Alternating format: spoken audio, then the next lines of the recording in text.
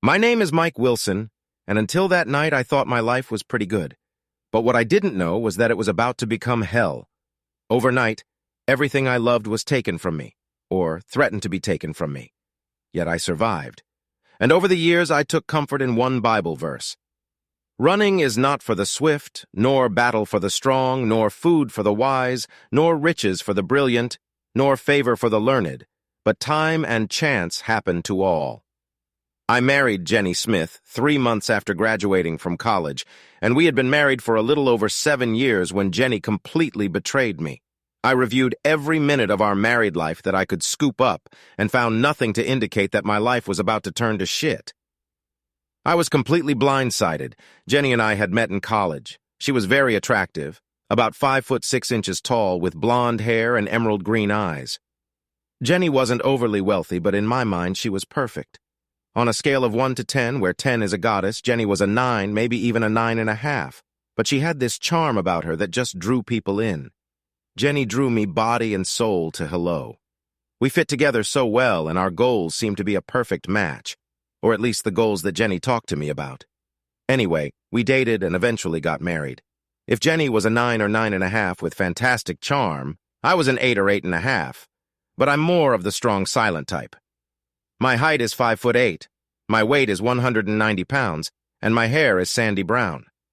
I had a fairly active social life in high school and college, and I've had my share of bedroom adventures. I would never be confused for a sports or movie star. However, I have occasionally been glanced at by women without a date. I won't bore you with the long story of how Jenny and I ended up together. I'll just say that we met in a statistics class in junior high school. Over the next 18 months, we became like 2 peas in a pod, and just before graduation, I was lucky enough to get a good job, so our future looked very bright. One thing that should have caused me alarm was that Jenny was very reluctant to take me to meet her parents, John and Alma. It wasn't until after the wedding that I realized that Jenny was completely shy of them. In fact, I think I might never have met them if I hadn't insisted on talking to her father before proposing to her. For a day or two, I thought we were on the verge of breaking up. But then Jenny gave in and arranged for us to visit her parents at their house. At this meeting, I learned that Jenny had grown up in a very poor family, and she was very ashamed of that fact. But it seemed to me that these were wonderful people, and Jenny had nothing to be ashamed of. They were warm, compassionate, and very friendly. They didn't have much, but they were always willing to share whatever they had. My father died when I was 14, and my mother died when I was 20, so I grew to love John and Alma Smith as if they were my real parents. They lived in a little house and an old, not the best neighborhood. It was a 1-story dwelling of just over 1,000 square feet. It was simple, with 3 bedrooms and 1 bath. They had a decent-sized living room but a small kitchen. Nevertheless, John made sure the house was in good condition, and the lawn was neat and trimmed. Alma, in turn, kept the inside clean. Over the years, it made me sad to see Jenny neglected by her parents. But whenever I brought it up, it caused an argument. So I avoided any mention of John and Alma, but always kept an eye on them. I called them at least once a week, and sometimes I was able to get Jenny to talk to them. But beyond wanting to keep in touch, I listened to see if they needed anything. For example, one day I found out that John's lawnmower had broken down, and he didn't have the money to fix it. So I bought a used lawnmower and told John that I had a new one, and if he knew anyone who could use my old one. I think he knew what I was doing, but accepted the mower gratefully. Like I said, I had a good job that paid well, so I was willing to help if needed. I started out as a staff accountant for a fairly large manufacturing firm with plants in 5 states and 2 foreign countries. I worked in the firm's headquarters, where the accounting department consisted of only 18 people, including me. Despite the small size of the department, we handled all accounting and tax operations for all of the firm's businesses. Even though I was an entry-level accountant, I was paid a high 5-figure salary. But 3 years after I joined the firm, 2 things helped me advance my career. First, John Stanton, our department manager, retired. Second, I passed the CPA exam. At first, they tried to hire a new manager from the outside to replace John, but after the second option failed, I was offered the job. I was promoted to head of the accounting department, and my salary was raised to 6 figures.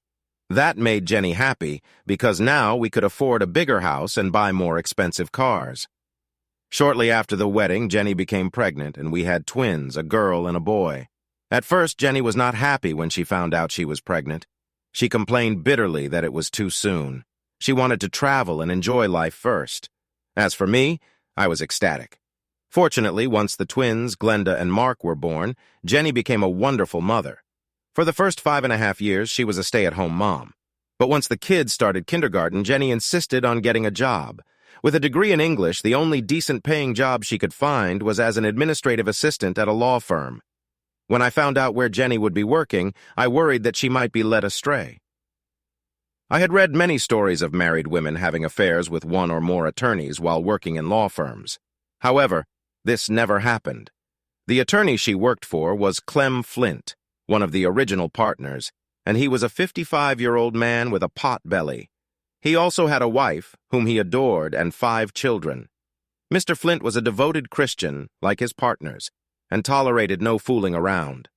Our marriage seemed very strong. However, in the 6th year of our marriage, I noticed that Jenny was not in good spirits.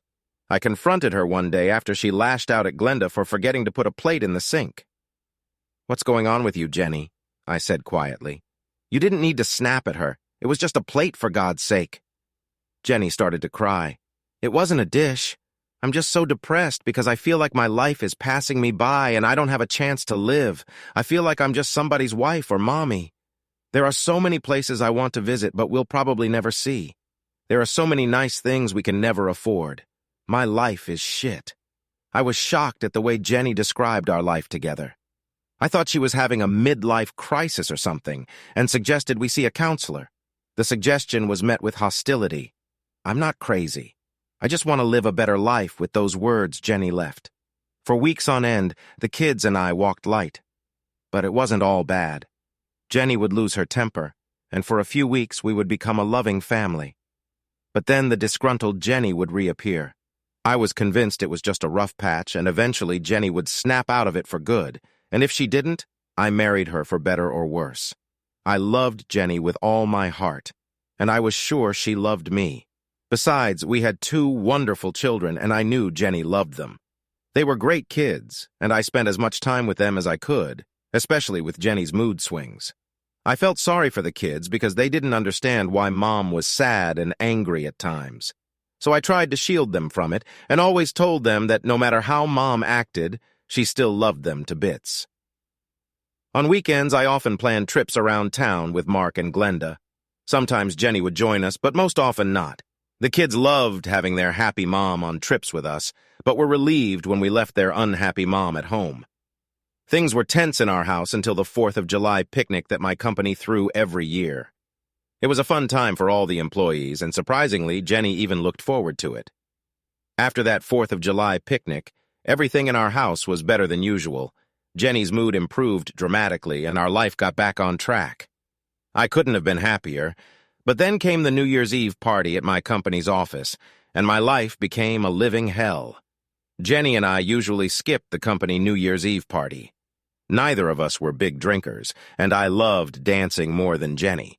So for both of us, New Year's Eve was just an excuse to drink copious amounts of alcohol and act silly. We usually took the kids out to dinner, tucked them in for the night and watched the ball drop, and then climbed into bed and made love to celebrate New Year's Eve. This New Year's Eve was different, as Jenny informed me that for the first time in years, she really wanted to go.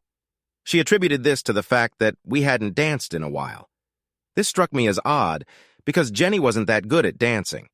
It all seemed strange to me, but if Jenny wanted to go to a party to dance, I happily agreed. When we got to the party, I was surprised to see our company owner, Brad Colson, there. The only company event he regularly attended was the 4th of July picnic. In fact, it was at the last 4th of July picnic that Jenny first met the owner of the company. It was apparent that everyone was a little surprised to see the boss at this particular party. The general consensus was that he enjoyed the picnic because he liked to participate in volleyball and softball games. He wasn't a bad athlete, but no one had the guts to tell him he wasn't as good as he thought he was. We have several guys who played baseball in college or junior high, and one woman who went to Ohio State on a full scholarship to play volleyball. Once Jenny was settled in, I headed out to get drinks for us. No sooner had I returned, however, than the music came on and Brad asked my wife to dance. He danced through 3 or 4 songs before returning her to our table. When I suggested that Jenny dance, she said she just wanted to rest. But half an hour later, when Brad showed up, she jumped up and danced 5 songs in a row with him. Eventually, I managed to get 2 dances in with Jenny before she cited fatigue. About 15 minutes before midnight, Brad came back again. Jenny didn't even look in my direction as she took his hand. To put it mildly, I was very angry, but I didn't want to embarrass myself in front of my boss. I'll talk to Jenny when we get home. I was sitting there pondering when someone said there was 1 minute left until midnight. I looked around for my wife because I wanted the new year to start with a kiss from her, but I was stunned when I saw Brad pull Jenny to him and kiss her on the lips. Anger boiled up inside me, and I headed over to where they were still hugging. I jerked Brad away from my wife and yelled, "Leave my wife alone, you bastard!"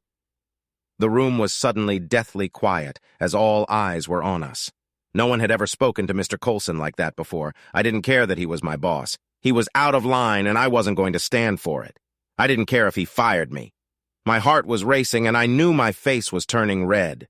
I wasn't a fighter, but if Brad was going to do something nasty to me, I'd be ready to fight him face to face. But he only smirked. "Jenny, I think it's time to go home," I said through clenched teeth. I reached for Jenny's hand, but she yanked it away. "Mike, I'm sorry," Jenny said, taking Brad's hand. "But I'm going with Brad. This is just for tonight. We'll talk tomorrow." I was so stunned I couldn't get a word out. Before I knew it, Brad and Jenny were gone and everyone was staring at me. It was the most humiliating thing I'd ever experienced in my life. I left immediately and headed home. The day after DD, when I woke up on New Year's Day, I was suffering from the worst hangover I had ever experienced. The previous night had been too much crying and drinking and too little sleep. I raged against heaven and hell. I plotted and planned my revenge on Brad Coulson. I was convinced he had tricked my wife into leaving with him. I'd already rehearsed what I would say to my wife when she came home, and I had no doubt we'd spend a lot of time encountering. Yes, despite the total disrespect, I wanted Jenny back. I loved her so much. Still, I racked my brain for ways to really mess with Brad, but the only plans I could think of were extremely cruel, and just as quickly as I came up with one of them, I discarded it because I didn't want to go to jail over a piece of shit like Brad Coulson. It took 3 hours, but I was finally able to get my bad headache under control. I called the babysitter and told her I'd be there in a couple hours to pick up Mark and Glenda. Then reality started to seep into my life, and I started to get paranoid. What if Jenny decided she wasn't coming back? That suddenly became a real possibility for me. What if she grabbed the kids first? I'd be screwed. So I quickly got dressed and rushed to get the kids before Jenny got the idea.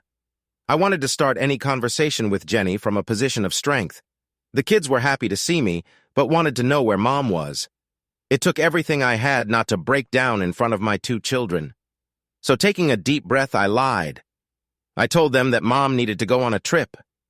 They looked disappointed until I asked if they wanted to go to IHOP for pancakes. While the kids ate, I started making 2 lists, one about how we could get through this and one about how to plan for divorce. When I got home, I was both relieved and disappointed that Jenny wasn't there. I wanted to fix things with my wife, but I was afraid of what I might do or say. Then I saw the answering machine blinking. It was a message from Jenny, who decided that since my emotions were so strong, it would be best if we postponed our conversation for a week. She explained that Brad needed a secretary for a business trip, and she was going to fill in for her. Jenny turned out to be full of crap. The only person who would be filling in for her was Brad. I crumpled up my list of how to get back together and tossed it in the trash. The emotional pain I was feeling at that moment seemed 10 times worse than any physical pain I'd ever experienced in my life. It's impossible to know what it feels like unless you've been betrayed by someone you loved and trusted the most in life. During these days, I realized how a person could go insane and cause horrible bodily harm to those they supposedly loved, thoughtlessly destroy property, and yes, even consider taking their own life. All of these thoughts raced through my brain in an endless stream. Finally, thankfully, I was able to dismiss one of these thoughts. I would never kill myself because I loved my children too much. The thought of devastating them because of a selfish act on my part was repugnant to me. However, other dark images continued to arise, and a new one was added to them. Were Mark and Glenda really my children? I readily agreed when the kids asked if they could play in the backyard. I needed that free time to get myself together and start planning a whole new life. So, while the kids played, I started expanding my list of things I needed to do to protect myself and my kids in the coming shitstorm. The first item on my list was a DNA test. I took a kit when we went to a restaurant. I tried to cover as much information as I could, but realized I was probably missing a lot. So the first thing I did was call a friend who had gone through a divorce and asked him if he would recommend his divorce attorney. He replied that he would not, but would definitely recommend his ex-wife's lawyer. I asked if I could get the name and phone number of this attorney. After a few minutes of searching, he gave me the information I needed. The attorney's name was Tom Watson, and he had an office with 3 other attorneys who dealt exclusively with divorces, wills, and probate. I called the number listed, even though it was New Year's Eve, because I figured I could leave a message and someone would call me back on Tuesday. To my surprise, a man picked up the phone. Tom Watson. I quickly realized I was talking to the lawyer I wanted to hire, and before he could blow me off, I explained my problem. He was probably going to set up a meeting with me until I mentioned that my wife's lover was Brad Colson. Then he became very interested. He asked if I could come to his office at 9 a.m. on Tuesday morning. I replied that I could if I could find someone to watch my children. Please bring your children with you because they will help you understand what I think you should do. Before you come, I want you to gather all of your financial documents, including bank statements, credit card bills, utility bills, and mortgage payments. I also want you to list everything you and Jenny have spent over $100 on. Don't forget to bring birth certificates, marriage certificates, social security numbers, tax returns for all the years you've been married, and anything else that might be relevant. After gathering everything I thought might be useful, including a copy of the phone message Jenny had left me, I spent the rest of the day playing with the kids. In the evening, as we headed to Joe's Pizza, I stopped to pick up a DNA test. After swabbing the baby's cheeks in my own, I took the kit to the Federal Express office. The DNA test company promised to have the results in 2 days. I was greatly relieved when the test results showed that the babies were mine.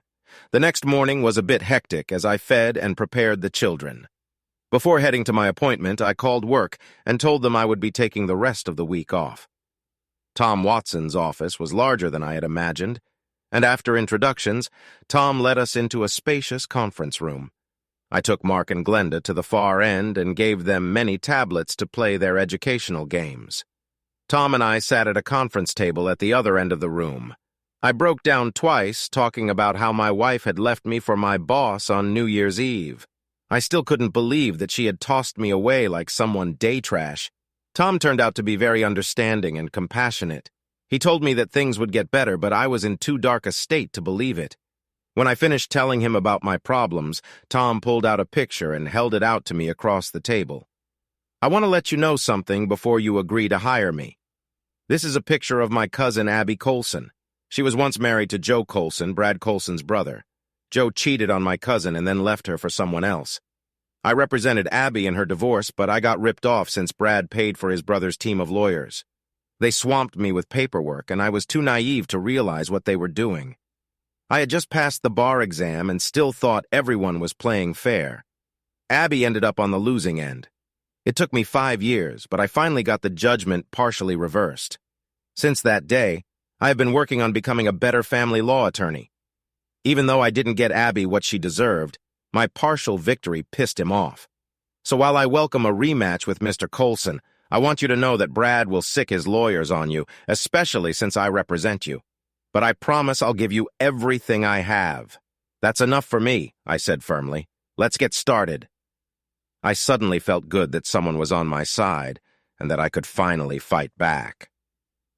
For the next 3 hours, we went over all the papers I had brought, discussed what I could expect, and finally I was asked what I really wanted out of all this.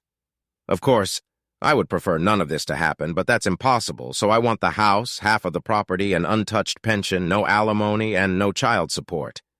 Perhaps you should temper your expectations. Tom said solemnly, "but I'll fight to get all that for you. Do you want full custody?" I shook my head, then clarified. If Jenny doesn't want kids, then I definitely want them. But I know she loves them and would probably fight for full custody. It seems to me that joint custody would be fair. "Well, to be honest, I'm out of here," Tom said glumly.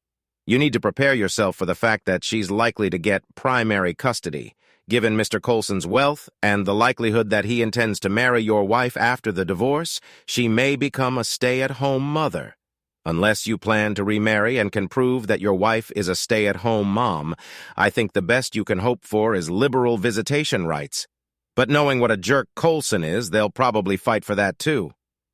"That really sucks," I said with venom. "I didn't do anything wrong, but I'll be the one who ends up on the losing end. As for your kids, that's probably a fair assessment. However, the upside is that if your wife marries Brad, you won't have to pay child support. But the downside is that you will still have to pay alimony. I'll gladly pay child support just to see the kids." At the final meeting, Tom was talking to Mark and Glenda, and I wasn't in the room. I don't know what exactly they talked about, but Tom looked pleased when he came out with the kids. "You must be some kind of father," Tom said as he took me aside, "because your kids love you so much. Unfortunately, they seem to love their mother too, but not as much as they love you." I left Tom Watson's office feeling better financially, but very worried about how much time I would be allowed to spend with my children. Tom told me that he would draft a divorce and a petition for temporary custody of the children for me. We planned to serve it on my wife shortly after she returned from her business trip. 8 days after DD Day, Jenny called in the morning and asked if we could talk. I replied that yes, and arranged for the kids to be somewhere else. Everything seemed to be going just as Tom had predicted. I was no longer under any illusions about Jenny wanting to reconcile. Although it was tearing me apart, it was impossible to put the genie back in the bottle. Our marriage was over, and Jenny took up a trade. I wasn't surprised when she rang the bell. Tom had told me to expect something like that. Nevertheless, I made her wait and rang the bell 2 more times. When I finally opened the door, it cost me a lot of labor to contain my emotions. I didn't say a word, just turned around and went into the kitchen to get a beer. When I sat down at the table, Jenny asked where the kids were, and I almost snapped. Instead, I calmly said, "So now you're worried about them? I guess I deserved it." She quickly tried to reassure me, but I truly believe that our meeting would have been very ugly and dangerous after I left you on New Year's Eve. I apologize for that. We didn't originally plan for me to leave you that night. I was going to tell you on New Year's Eve, but Brad didn't want to wait any longer. Besides, the trip came up because Brad was having problems at one of the plants. He convinced me it would be better to let you cool off, and Brad was absolutely right. I wasn't sure at first, but after that trip I realized he was my soulmate. Isn't it amazing that your soulmate turned out to be super rich? Sarcasm came through in my voice. I assume you're here to talk about our divorce. So let's get to it so you can stop wasting my time. I have something much more important to do than talk to you. I need to take a shit. Anger flashed in Jenny's eyes. "You don't have to be rude and insulting. I don't care what you think." Jenny was furious. She wasn't used to people talking to her the way I was. I don't have to sit here and take insults. "Then leave," I said, getting up and heading for the backyard. I didn't really want Jenny to leave. However, given my state of mind, that would have been the best thing to do, but apparently my attitude was making her nervous, and she lost her fervor. "No, I think we need to get this conversation over with." Then she rummaged through her purse, pulled out an envelope, and held it out across the table. I opened it and started reading. Tom was right again. The terms Jenny offered were quite generous until I got to the last paragraph. At that point, I almost threw myself across the table to rip Jenny's throat out. I threw the papers in her face. "You can tell Brad Coulson to take this proposal and shove it up his ass. I will never consent to him adopting my children, and to offer me $100,000 to consent is just despicable. Mike, Brad and I can offer the kids a much better life than you can. Screw you, Jenny, and to hell with your shithead hubby." "Mike, it'll be better for the kids." She began ignoring my insults. "I'll stay home and they'll have the opportunity to attend better schools. They'll live in a better house and be able to travel. Those are things you can't provide. But if it helps, Brad is willing to pay you $250,000 to allow the adoption. Jenny, not only are you a total slut, but you're also an idiot. What part of screw yourself and screw your soulmate don't you understand? I'm sure Brad will increase his offer to $500,000, Jenny said quickly. That's probably more money than you'll ever have in your life. We were barely making ends meet on your salary. And don't forget that Brad is your employer and your job could disappear in an instant. Even if he offered $100 million, I wouldn't take it. I was on the verge of doing something stupid and I had to calm down. I wanted to throw Jenny out the front door, but that would ruin Tom's well-thought-out plan. I glanced at the clock and then turned back to Jenny. I've had time to reflect on our marriage, and I've realized it's not pretty. You may think you have a golden kitty, but you don't. We had a pretty good marriage for a while, but for the last year, you've been a shitty wife, a shitty mom, and a shitty person in general. We weren't just making ends meet, but you were always spending more than you needed to because you have to have the best of everything. I don't need Brad's crumbs, and if Brad plans to fire me, I'll have to go to the EEOC.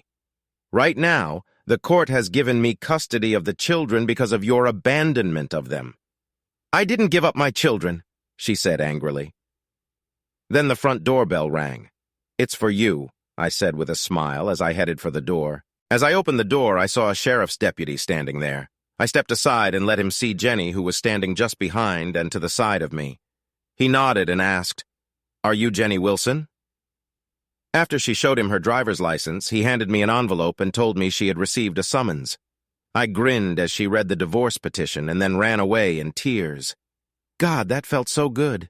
She just left and was served with the statement. I told Tom on my cell phone. I hope you behaved yourself, asked Tom. It was difficult, but I behaved myself. However, Jenny left here in tears after she was served, I admitted. I don't know what that had to do with. You were hardly wrong about what they'd offer. They did, however, throw in one kicker that almost made me lose my senses. It looks like Brad Coulson wants to adopt my kids. He can't do that, can he? Now that's something I didn't expect, Tom admitted. As for whether they can take away your parental rights, that would be extremely difficult, unless they can prove that you're a completely unfit parent. So you'll have to be extremely careful about how you behave around your wife and Brad. Also, try to stay close to other people who can be your witnesses if need be. I don't think that bastard Brad can fabricate a story and have his witnesses swear to it. I know you're a good father, but don't forget that they may try to twist even the most innocent events to make you look worse. Now that I know their plan of action will be prepared. Tom, does it ever get easier? I asked, as the pain of Jenny leaving me came over me again. Yes, it gets, Tom answered immediately. And if you're honest with yourself, you'll admit that you're not as devastated today as you were the night your wife left you. However, there will be good days and bad days for a long time to come. And I want to warn you that as we move forward, we will probably lose a few skirmishes with Brad and Jenny, but each time we lose, we will regroup and find new ways to fight back. As they used to say in the 60s, keep the faith, baby. In the week I took off work, I made all the financial preparations Tom had advised me to make. I opened new accounts for myself and transferred half of all the money into them. I made arrangements for the twins to go to school after school. Their school had a program where kids could stay until 5.30. It was perfect because I worked from 7 in the morning until 3.30. This gave me enough time to get home, do some chores around the house, and still have time to put the kids down. The week also gave me time to schedule time with the kids. Jenny was very free to run the house, especially when the kids had to go to bed. However, I needed to establish a stricter routine if I wanted it to work. I made them bathe, brush their teeth, and go to bed by 8 p.m. They objected at first, but when I promised to read them 2 stories instead of 1, they began to look forward to bedtime. Spending time with the kids became a lifesaver for me. We became even closer, and surprisingly, they didn't ask about their mom too often. But one day, Mark asked if his mom would ever come back. I didn't want to hurt my kids, but I wasn't going to lie to them either. I told them the whole truth. Their mom had found a new man she liked better than me and wanted to live with him. What's more, she wanted him to be their new daddy. Both kids started crying, and then I felt awful. Perhaps I had said too much, so I quickly assured them that no matter what, I would always be their daddy. That calmed them down, and I got 2 big hugs. When Saturday morning came, it was time to take the kids to writing lessons. Even though Mom hadn't seen them in over a week, Mark and Glenda were excited because they were going to see Miss Darla. The writing lessons were my idea, which Jenny opposed. Like many little girls, Glenda loved horses and wanted to learn to ride. Mark just agreed because he didn't want to be left out. However, Mark quickly became a much better rider than his sister. Darla lambs and owned a horse farm that also offered riding lessons. She was an excellent riding instructor, and the children adored her. She was a cheerful soul with a beautiful face, but 10 or 15 pounds overweight. However, she had a warm smile and an infectious laugh. I liked her from the first time we met. Jenny teased me and told me I liked her because she laughed at my corny jokes, which was true. However, Darla was easy to like. "Where's Mrs. Wilson?" asked Darla as I stood at the corral fence. "Mrs. Wilson and I are getting a divorce," I answered honestly. "I'm sorry," Darla said quickly. "I didn't mean to intrude." "No, it's okay," I said to reassure her. "It's just the way it is. I just hope we can keep the kids in these writing lessons. I have the kids now, but my lawyer says the court will probably give her primary custody and me visitation rights. I'm going to fight for joint custody, but things aren't looking too good." "Why?" "Well, once the divorce is finalized, Jenny will marry her rich lover. Then she'll stay home and I'll have to hire babysitters. And the best part is that I work for that wife-stealing shithead Brad. So as if things weren't bad enough already, I expect to be out of a job soon when he starts tightening the screws on me." "That's not Brad Colson, is it?" said Darla, narrowing her eyes. "Yeah. Do you know him?" "I've never met him in person, but I've had the misfortune of meeting his lawyers.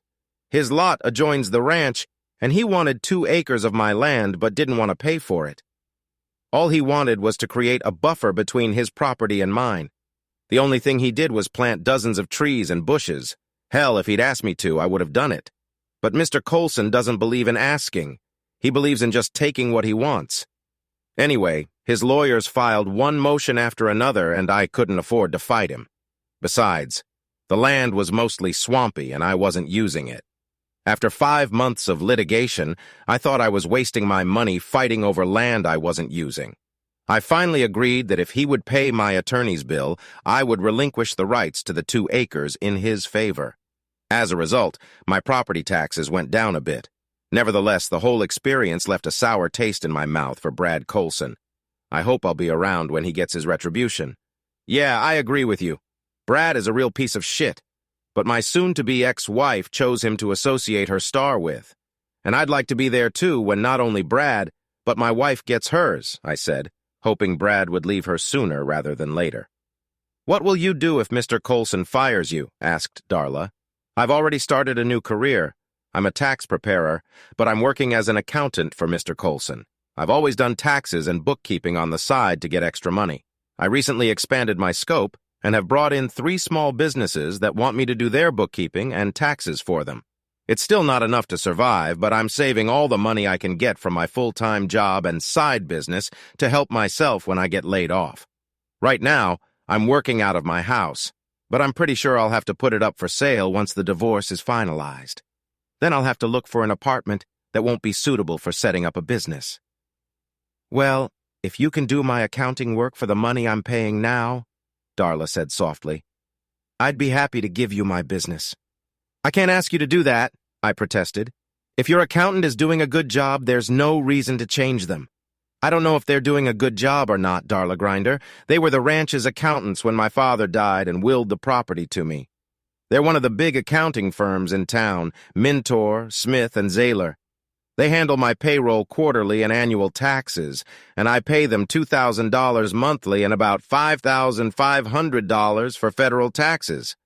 I don't know anyone at that firm, and the one time I called them with a question, it took weeks before they got back to me." I glanced quickly at Glenda and Mark and saw them happily jumping their horses over a foot-high railing with the instructor running beside them. Then I turned to Darla again. "Okay, if you're sure, I'll take a look at your books right away. If I can do this job for the same amount of money, I'll add you to my huge client list." Darla laughed and led me into her office. She then pulled out the current year's books, which were kept by hand, and last year's federal tax return. I quickly determined that the price Mintor, Smith, and Zahler were charging was simply prohibitive. "I can't do it for the money they're charging. I told Darla with a smirk. I can't in good conscience charge you more than $750 a month and $2,000 for your federal tax returns. No, Darla protested. I'm willing to pay you that much. No, I don't work that way. In my opinion, your current accountants are cheating you. You're probably too small an accountant for them and they don't care if you leave. I will only take you on as a client if I can offer you a fair price. Wow, I didn't expect that, Darla said gratefully. That's going to help me a lot. Since I got the ranch 3 years ago, I've had a very difficult time. Saving $1,250 a month will help a lot. Thank you. Oh, and it goes without saying that Glenda and Mark's lessons will be free from now on. I can't ask you to do that, I protested in vain. You didn't ask for it? Darla smiled. I'm telling you, getting Darla's rancher as a client was a big help, but the divorce was just starting to heat up. It was going to be a long and ugly road. Besides, despite Tom's words about things getting better, it wasn't happening.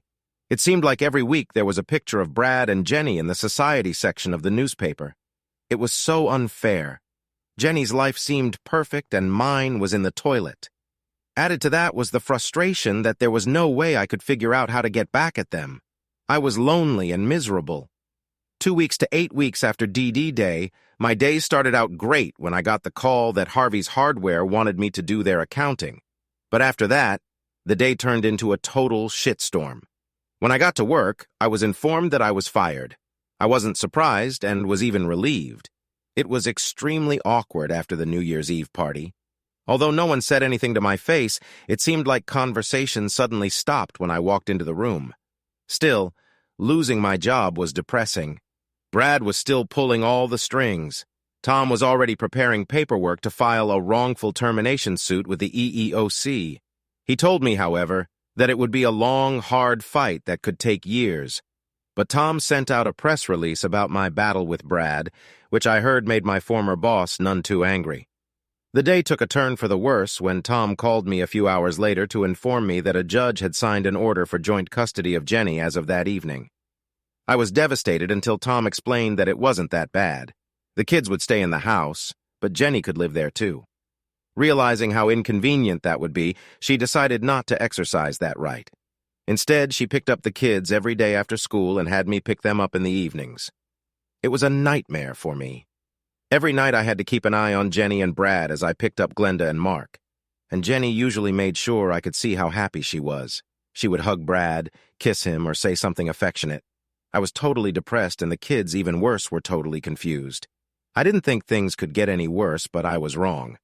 As soon as Jenny got joint custody, her attorney started filing motions to change the primary residence to Brad's house. The basis of their motion was that I was denying Jenny's visitation. They also claimed that I was trying to turn the children against her.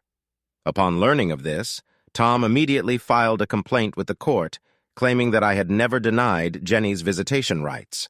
Moreover, he suggested that the judge interview the children when they talked to their mother in the evenings. The children always asked the question, "When are you coming to visit us, Mommy?" Fortunately, the judge decided that the children would stay where they were for now. However, he made no mention of the charges against me. This lack of response bothered Tom because he felt that the judge was not paying proper attention to this divorce case. But he observed, it is fair to say that the judge has 30 or 40 cases pending at any given time. The judge then changed his order to require that we each have custody of the children for 2 weeks at a time. In his infinite wisdom, he decided that the children would be shuttled back and forth between our 2 homes. At first, I thought this would be extremely inconvenient for Jenny, since the child's school was a 35-minute drive from Brad's house. But I didn't think about how devious Jenny and Brad would be, but I was soon to find out. As soon as Jenny left me at the New Year's Eve party and went home with Brad, I had to realize that I had never really known the woman. Truth be told, I don't think Jenny really knew herself either. Still, it's hard to let go of someone when you love them so desperately. However, the first time Jenny picked up Glenda and Mark, I was shocked by what my soon-to-be ex-wife told me. Jenny looked nervous but determined. Once the kids were in the car and out of earshot, she turned to me. "Please don't complicate the divorce. I still care about you, and I don't want Brad to destroy you. If you let Brad adopt the children, I will provide you with full visitation rights. But I want you to understand, I'm not going to let you destroy my relationship with Brad." "Wow," I shook my head, "and here I thought you were just a cheating whore. But I was wrong. You're also a conniving bitch. You'd let me have full dating rights in a pig's eye. Screw you." I turned and started to walk back to the house, but over my shoulder I heard her say, "You've been warned." I called Tom right after Jenny left and told him what she had said. Tom wasn't surprised. "I told you to expect the worst from Brad. Have you installed cameras in the house yet? The outside cameras will be installed tomorrow. But right now I have one in my bedroom, one in the kids' bedroom, and one in the hallway leading to the bathroom. They put another one each in the family room in the kitchen. Tomorrow they'll put cameras in the front and backyard. That's all we can do right now." Tom looked pleased. "But keep in mind that Brad's lawyers will probably start making accusations of mistreating you. The cameras should disprove all the accusations. The days Mark and Glenda spent with Jenny were difficult. Brad had a very active social life. He and Jenny were often featured in the society section of the newspaper, or I caught a glimpse of them on TV. They often had their children with them if it was a daytime event. In all the photos I saw, Jenny was radiant, and the kids seemed excited and happy wherever they were. Each of these photos crushed my soul even more. I couldn't compete with Brad's money. I felt like he was stealing my kids little by little. On Monday of the 8th week after Jenny's desertion, everything went downhill. Around 9 o'clock in the morning, I received a call from the children's school informing me that Mark and Glenda were absent. I immediately called Jenny. "Are the kids sick?" I asked with great concern. "No, why would you think that?" Jenny replied smugly. "The school called and said they were absent." "Oh, that," Jenny said dismissively. "I transferred them to Chesterton Primary School. It's a much better school and it's only 5 minutes from my house." "You can't do that," I growled. "I can and I did," she snarled and hung up. My frantic call to Tom did nothing to calm me down. He explained that we would fight to transfer to another school, but that a judge would likely allow it since the new school had a much higher rating. Courts, I have learned, do what they think is best for the children, even if it sends the worst message to the children. In this case, the message was that their mother could do whatever she wanted, and their father was powerless to do anything about it. As I sank deeper and deeper into depression, Tom warned me that the worst was yet to come. He warned me to be extra vigilant because, in his opinion, this was just the first salvo from Brad and Jenny. He was absolutely right, and I thanked God that Tom had insisted that I install surveillance cameras and transmit the images to the security company in cloud. On Tuesday, Tom filed a complaint about the changes at the school. A hearing wasn't scheduled until 3 weeks later, but on Wednesday of that week, Jenny's lawyers filed a complaint accusing me of mistreating our daughter. I was furious, and it took all of Tom's calming influence to hold me together. However, 2 things happened, but I thought only one of them would end well for me. An emergency hearing was scheduled, but I was forbidden to see my children until the investigation was done. I wasn't even allowed supervised visitation with them as there was talk of legal action. Tom immediately got a court order to find out the details of the prosecution. He wanted Jenny to state more specifics. Fortunately for me, the judge did not believe their arguments. He had encountered this kind of subterfuge many times in the past. "Let me be clear, Mr. Silas." The judge looked intently at Jenny's attorney. "I take these allegations very seriously. If they turn out to be true, I will see to it that Mr. Wilson is prosecuted to the fullest extent of the law.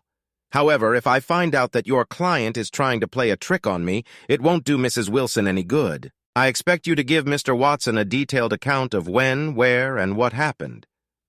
Am I correct, Mr. Silas?" Jenny's lawyer turned slightly pale and nodded. I also noticed that the smile that Jenny had on her face was suddenly gone. The next day, Mr. Silas emailed the charges, but there were no specifics. I was furious that they were still playing games and trying to ruin my life, but Tom assured me that we had enough evidence to completely disprove their allegations. The emergency hearing began. "Okay, Mr. Silas, you made this accusation. So what evidence do you have?" The children told their mother, the attorney replied, and given the seriousness of the situation, we took immediate action to protect them. "Mr. Watson," the judge turned to Tom, "what does your client have to say about this?" Your Honor, both my client and I maintain that the accusation is a complete lie, and when we prove it, we will ask the court to impose sanctions on Mrs. Watson. If Your Honor will allow, I would like to play a series of videos provided by Able Security. At my suggestion, Mr. Wilson installed cameras inside and outside his home because he was afraid that this particular outrageous accusation would be made. Mr. Silas immediately rose to his feet. Your Honor, this is highly irregular and questionable at best. How do we know these videotapes aren't doctored? The judge sighed in annoyance. Obviously, Mr. Silas, you are not familiar with the security system Mr. Wilson has installed in his home. The video recorded in Mr. Wilson's house goes directly into the Able security system. From there, it is stored on the security company's server for 1 year. If my memory serves me correctly, the video is also stored in the cloud. You can only get the video from the server or the cloud with the passwords of 2 employees of the company. It is a secure system, and I trust it. When the videos were finished, the judge made sure that nothing happened at the time Jenny indicated. The judge was not pleased. After talking to the kids for about 20 minutes, the judge and my kids walked out. They were sent back to the hallway to wait with the babysitter Jenny had brought with her. After talking to the kids, I decided to leave it as a misunderstanding. But be warned, Mrs. Wilson. If it happens again, I won't look down on you. Your Honor, Mr. Silas rose to his feet. While we're here, perhaps you'll rule on the change of school? Yes, that would be appropriate, the judge said slowly. Having looked at both schools, I agree with Mrs. Wilson that Chesterton Elementary School is better. I interviewed the children, and they said they liked the school. I dodged a bullet, but I lost a major battle, and that defeat was even worse than I thought it would be. Mike, I'll be honest with you, the judge's ruling was bad. It virtually guarantees that Jenny will get primary custody of Glenda and Mark. However, there were 2 positives in today's hearing. First, you won't go to jail and you won't be separated from your children. And second, since they couldn't charge you, you'll at least get visitation rights. Yeah, I know how that works, I said with growing anger. Jenny will find a way to ruin my visits.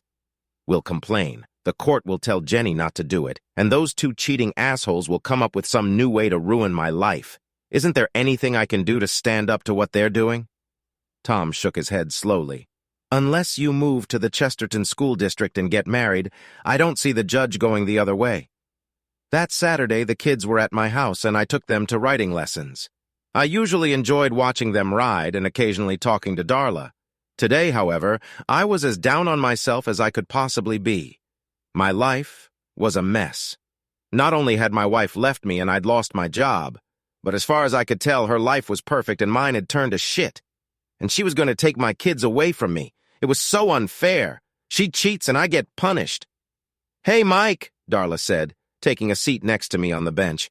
You look really depressed. It can't be that bad, can it? I explained to Darla that when the divorce from Jenny was final, the kids probably wouldn't be coming to class anymore. I told her that in order to get joint custody, I would have to move to the Chesterton School District and get married. And I had no prospects for marriage, and there was no way I could afford to move to Marion County. No offense, Mike, but your wife is a class of bitch, Darla said. She's been treating me like dirt ever since she signed your kids up. When she showed up and started harassing me, I was going to tell her to get her bitch ass somewhere far away. But then I saw the look on Glenda's face, and I couldn't do it. I grinned sadly. No offense taken, I agree with you. We sat in silence for a few moments, and then Darla straightened up. Hey, I have an idea. My house and half of this lot are in Marion County and the Chesterton School District. Why don't you move here and we'll tell everyone we're married? Then you'll be on equal footing with your wife. I stared at Darla for a few minutes with an amused expression on my face. But then I started thinking about her proposal. The more I thought about it, the more I thought it might work. So I asked Darla to accompany me to my next meeting with Tom to explain the plan to him. He immediately rejected the offer. Mike, I realize you're desperate, but a sham marriage won't work. You'll have to produce a marriage certificate, and when they realize you're cheating them, they can give Jenny sole custody. I was bitterly disappointed, but Darla persisted. What if we do get married? What? We can't do that, I said immediately. No, hear me out, Darla demanded. Suppose we announce that we're engaged, and when you get divorced, we get married at the courthouse. In the meantime, can you move into my house? I have 3 bedrooms, so I can sleep in mine and you can sleep in one of the others. There's even a den out front. You could run your accounting business there. You could pay me a token amount of rent and sell your house. What do you say? Tom shifted his gaze from Darla to me and then back to Darla. I was encouraged that he didn't immediately say no. However, he had his doubts. Okay, on the face of it, what you are proposing is not necessarily illegal. However, you will have to perform a real marriage ceremony. In addition, there are other things to consider. We'll have to draw up an agreement that spells out Mike's financial contributions to the house. I would insist on a prenuptial agreement that spells out what assets each of you will keep when you decide to separate. And if you divorce in less than a year, I think Brad and Jenny can prove that it was a dishonorable marriage. I'd suggest at least 18 months. I'll settle for all of that, Darla said immediately. My head was spinning and I wasn't sure it was the right thing to do. Now that I think about it, I'm not sure. Darla, this is very taxing on you.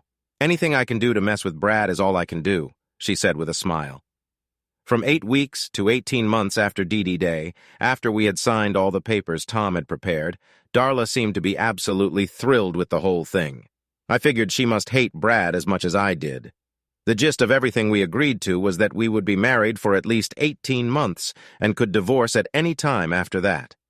The division of property was clearly agreed upon, and we each kept what we had before the marriage and everything we earned during the 18 months. I paid rent to live in Darla's house, but the prenuptial agreement listed that as my share of the household expenses. The next day, Darla and I went to the county courthouse and applied for a marriage license. We each had blood tests taken and then waited for the final custody hearing. Tom filed for joint custody, and Jenny's attorney filed for sole custody. While Darla and I kept our marriage plans a secret, Jenny and Brad announced them to the world. Photos of their wedding details have appeared in the society papers. Apparently, over 500 people would be in attendance. Not surprisingly, I wasn't going to be one of them. On the day of the final hearing, a knot the size of a ball tied in my stomach. Although I felt that I was now on equal footing with Jenny and Brad, I knew enough about the court system to realize that fairness and justice were often not the basis for the final decision. Jenny's attorney, Mr. Silas, began by detailing my shortcomings. Mr. Wilson is currently unemployed and struggles to pay his bills. He does not live in the Chesterton School District where Glenda and Mark Wilson now attend school. In addition, we remain concerned about Mr. Wilson's mental state. "Objection!" Tom shouted, jumping to his feet. The judge gave Mr. Silas a hard look, motioning for Tom to sit down. "Mr. Silas, do you have evidence that Mr. Wilson's state of mind is a danger to children?" "Not really, Your Honor," Mr. Silas replied crushingly. "Then don't," the judge snapped back. Briefly, Mr. Silas picked up smoothly. "Jenny Wilson and Brad Colson plan to marry shortly after Mrs. Wilson's divorce is finalized. Mr. Colson's home is in the Chesterton School District, and he has considerable means. Mrs. Wilson will be a stay-at-home mother. Therefore, we believe that sole custody of the children is in Mrs. Wilson's best interest." After Mr. Silas had taken his seat, Tom rose. "I would like to correct some misrepresentations that Mr. Silas has presented at this hearing. First of all, Mr. Wilson has no problem paying his bills. I am presenting his financial statement to prove that Mr. Wilson has enough money to pay his bills and take care of his children. However, if Mr. Wilson had financial difficulties, it would be because Mr. Colson unfairly fired him. We have filed a lawsuit against Mr. Colson's parent company with the EEOC. We expect a very favorable settlement when the case is finalized. In addition, Mr. Wilson has started his own accounting firm. I have attached the financial statements for this business, and you will see that it is profitable and growing. In addition, Mr. Wilson is engaged to Darla Lampson and now lives in her home in the Chesterton School District. They plan to marry as soon as the divorce is finalized. Therefore, we respectfully request that Mr. Wilson be awarded either primary or at least joint custody. As Tom took his seat, I glanced at Jenny. She had a stunned expression on her face. Brad's face was red with anger, and Mr. Silas's face read irritation. It gave me the best feeling I'd had in weeks. We had clearly blindsided them. "I'd like to talk to the kids for a while before I make a ruling," the judge said, turning to the bailiff. The knot in my stomach had doubled in size and was now doing somersaults.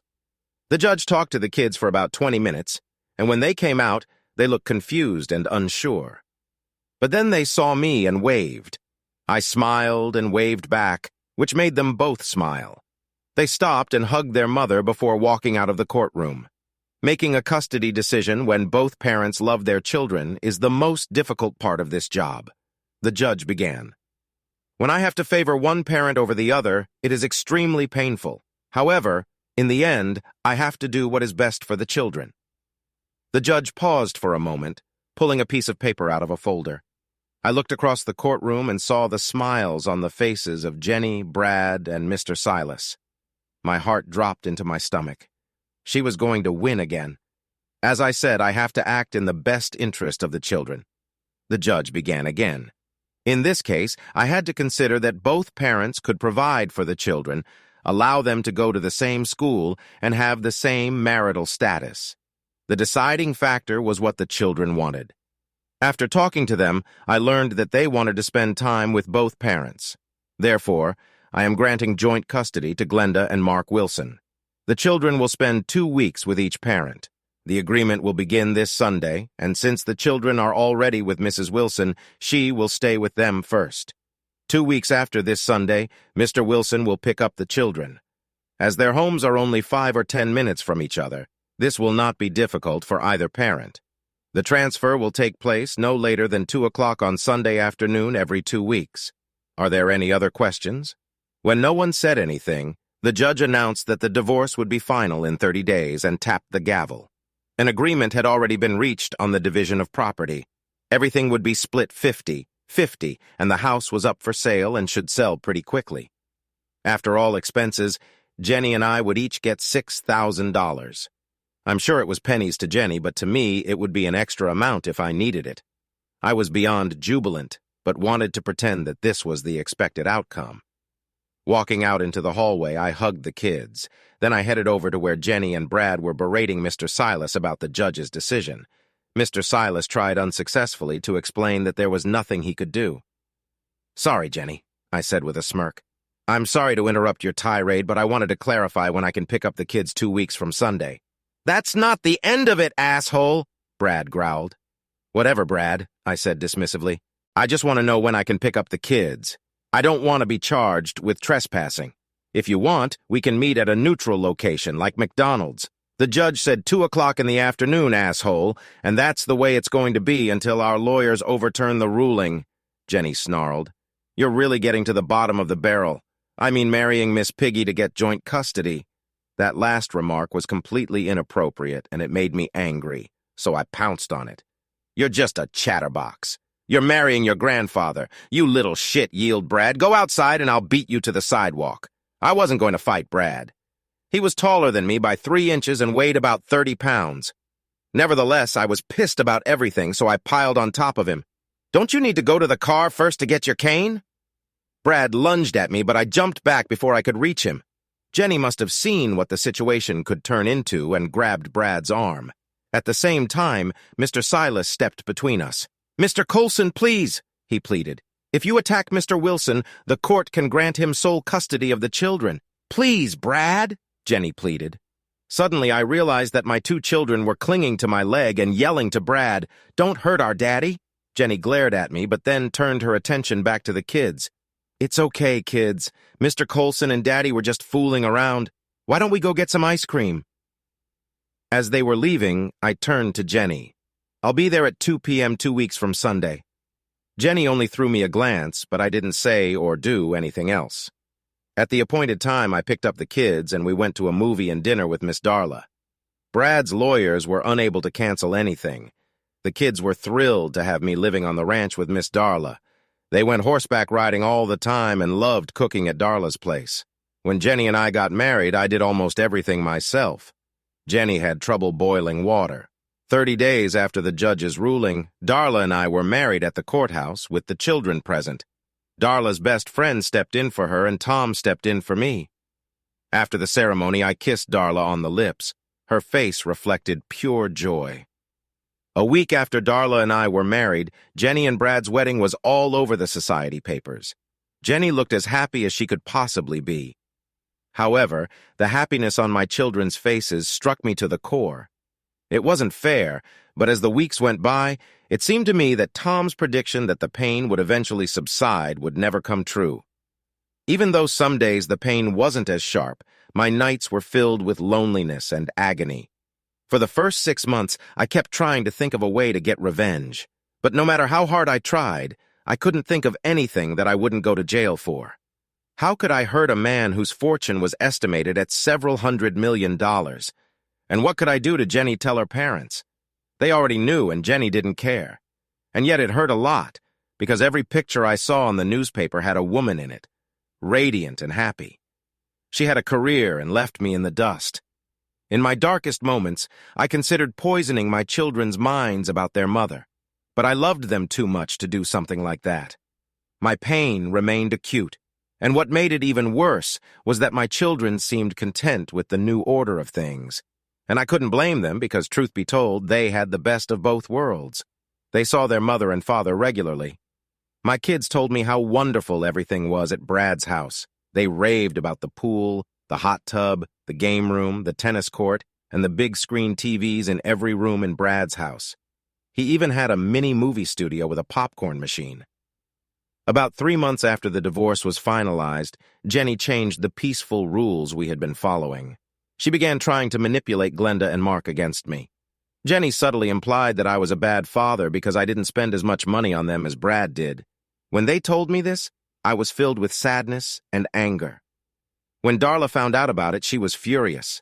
She insisted that we sit the kids down and talk to them. So the next time they came back for 2 weeks, I sat them down at the kitchen table and asked, "Do you guys think I'm a bad dad because I don't spend as much money on you as Brad and Mom do?" "That's what Mom says," Mark replied uncertainly.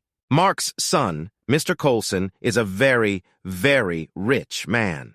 That's why your mom decided to marry him. I can't afford to buy you everything they can buy you. You see, compared to Mr. Colson, I'm a very poor man. All I can do is love you boys and tell you that if all these presents are important to you, I won't make you come to the ranch anymore. Glenda began to cry. "No, Daddy, I don't want to be with Mommy all the time. I want to be with you, too." "Me neither," Mark said, and tears came to his eyes. I don't know what the kids said to Jenny when they got back to her, but it pissed her off and she rushed over to the ranch. Why the hell are Mark and Glenda mad at me for picking on their poor daddy? She snapped at me when I opened the door. I wasn't going to get into an altercation with her, so I just said, "Back off, Jenny." Then I slammed the door in her face. That was just the beginning. Jenny began planning special trips for the kids over the next 2 weeks. The first was a trip to Disneyland. Of course, they wanted to go and begged me until I gave in. Jenny started doing it every 3rd month or so, and it was really frustrating for me. It was Darla who gave me the idea on how to get out of the situation with Jenny.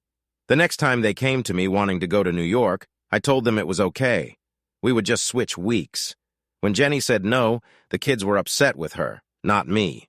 Point in favor of the good guys. It was a very stressful and depressing time in my life. Luckily for me, I had great support. Darla was always there to pick me up when I started to give up, but I also had 2 other allies, John and Alma Smith. Yes, Jenny's parents became my staunch allies. When Jenny married Brad, she didn't even invite her own parents to the wedding. She was embarrassed of them and didn't want her parents to ruin her special day. When I found out about it, I invited them to the ranch the same day as the wedding for a barbecue. Darla insisted that John and Alma stay the weekend. We had a great time with them, and I learned that John had been a soldier in Vietnam. He was wounded 3 times, but survived the war. He came home partially disabled, which limited his ability to work. It wasn't that he couldn't do the job, but employers looked at his 3 missing fingers and the scars on his face and decided he would be a liability. I was so impressed when Alma told me that he was awarded 3 Purple Hearts, a Bronze Star, and a Silver Star. This man was a true hero, and Jenny was embarrassed by him. I think it was at that point that my feelings for Jenny began to fade. From then on, we usually invited them over at least one weekend when the kids were with me. Jenny refused to invite her parents to her new home or visit them in hers. The way Jenny treated her parents broke my heart. At least Mark and Glenda got to know their grandparents through visits to the ranch. And here's another thing I learned. John grew up on a cattle ranch. Before Vietnam, he was a real cowboy, and John even convinced me to start learning to ride. It opened up a whole different world for me and dealing with kids. As the months went by, I read many books on divorce and co-parenting. One piece of advice I stumbled upon proved to be very valuable. The author suggested that instead of buying the kids things, gift them with experiences. And Darla was imaginative in coming up with things to do. We visited all the local attractions, went hiking, bowling, and even played miniature golf many times. Darla even partnered with a local charity league to put on a mini rodeo. And to make it even more fun for the kids, she involved them in the planning. Glenda and Mark were excited to see their first rodeo, especially when they learned they would be leading the parade through town. However, Jenny tried to sabotage the rodeo by offering to take the kids to Disneyland in California, but Mark and Glenda flatly refused their mother. They didn't want to miss their first rodeo ever, and it was so successful that it has been an annual event ever since. During the first year after the divorce, Jenny continued to try to win the child's affection. She never stopped making snide remarks about me. From time to time, she convinced the kids to give up a few days with me to do something with her and Brad. And yet, even though I felt bad every time the kids chose to spend time with their mother over me, I never put them on notice. And every night they were with me, I continued to read 2 books before bed. Of course, as they got older, I had to read the books chapter by chapter, and I read a few chapters each night. This continued until 5th grade. Even though we didn't sleep together, living with Darla was very pleasant. She was fun to be with, for her disposition was always cheerful and kind. And by working in her den, I was able to grow my accounting business. At the end of the first year, I was earning about 70% of the salary I had earned working for Brad.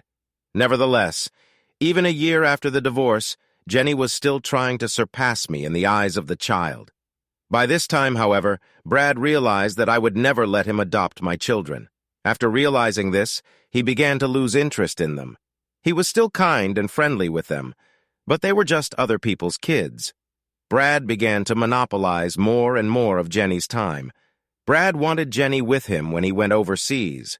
If she had 2 weeks to have the kids, they traveled with them. At first, I was against Glenda and Mark leaving the country. I had heard horror stories of spouses kidnapping children and fleeing to a country where there was no extradition. Jenny continued to insist that I allowed the children to go on their first trip abroad. Darla convinced me that even though Brad was a creep, he couldn't afford the scandal that kidnapping my children would cause. In the end, I agreed. Glenda and Mark were thrilled with the trip and talked about it for days. Several more trips followed, during which the children traveled abroad with their mother. One day, Brad's trip had to be extended, and I figured Jenny would just leave the kids with her. But instead, she called me and put the kids on a flight home where I met them at the airport. The first anniversary of the divorce passed unnoticed by me. It wasn't until Tom called me one day to see how I was doing that I realized my wedding anniversary had passed, and I hadn't even mentioned it to Darla. And in that moment, I had to admit that Tom was right. Almost all the pain, loneliness, and anger was gone. Every now and then there was some pain, but for the most part, Jenny was just an unpleasant memory. However, I felt very guilty for not getting Darla anything for our anniversary. I realized it wasn't a real marriage, but Darla was so supportive, so I gave her flowers and took her out to dinner. I didn't give it much thought, but Darla was radiant for days afterward. However, closer to 18 months, Darla seemed to become moody. She was never unpleasant, but I could see that she was upset. I decided I had already exhausted my resource and began looking for a new place to live. Even though custody wasn't much of a problem these days, I wasn't going to take any chances. I searched for a long time until I found a townhouse to rent. It had 3 bedrooms and 2 baths. It also had a 1-car garage, but most importantly, it was located in the Chesterton School District. I really didn't want to move. I loved living on the ranch, and running my business from my room was perfect. Plus, I really enjoyed Darla's company. Until the last few weeks, she was always happy and cheerful. On my advice, Darla expanded the ranch. She purchased 200 more acres of mostly rocky hills. The trails on these hills were especially enjoyed by those who didn't want to just ride in the corral. It was a great place for groups to get away for a weekend of riding, sleeping, and outdoor cooking. It was a favorite spot for corporations hosting team-building weekends. I then convinced Darla to start offering summer camps for kids. They became hugely popular, and Darla had to hire additional people to run them. Darla then built a dozen cabins for adults who wanted to work on a real horse ranch. I helped organize the financing for this project. The business that was barely supporting Darla's life was now bringing her almost $200,000 a year after taxes. My business had grown so large that I used a den and a utility room. I had a secretary and bookkeeper working for me. My income was about 70% more than I made working for Brad.